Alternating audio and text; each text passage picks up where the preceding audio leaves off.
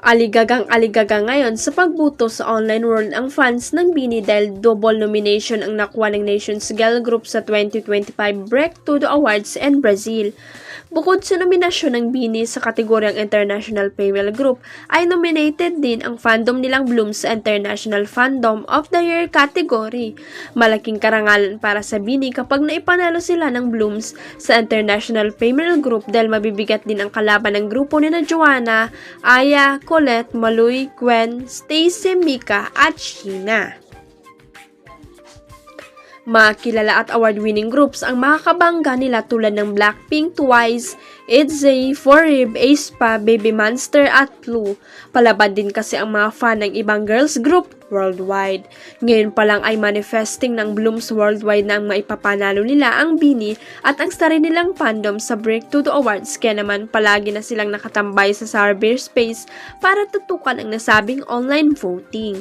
Sana suportan din ng mga kababayan natin na ating Pinoy Pride na girl group, sama-sama nating ipanalo ang P-pop queens ng Pilipinas.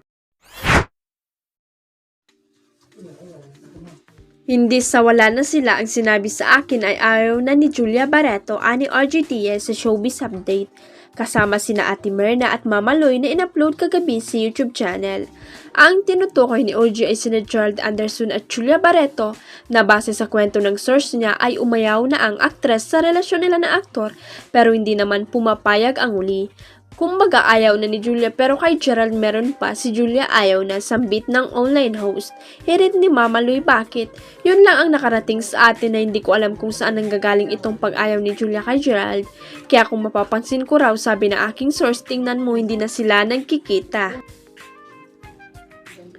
But Gerald is trying to pursue Julia.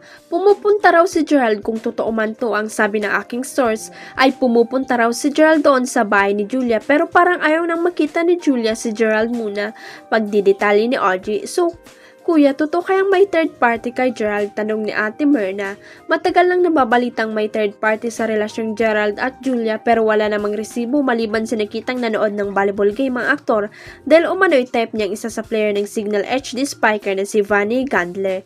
Diba lagi kong sinasabi rito Showbiz Update na si Gerald ang dapat magsabi niyan kung hanggang ngayon ay totoo yung Vanny Gandler o hindi talaga. Kaya yan ang dapat nating malaman mula kay Gerald kung paano ba katotoo na pinupurso niya si Julia pero si Julia ayaw na. Payag ni Audrey.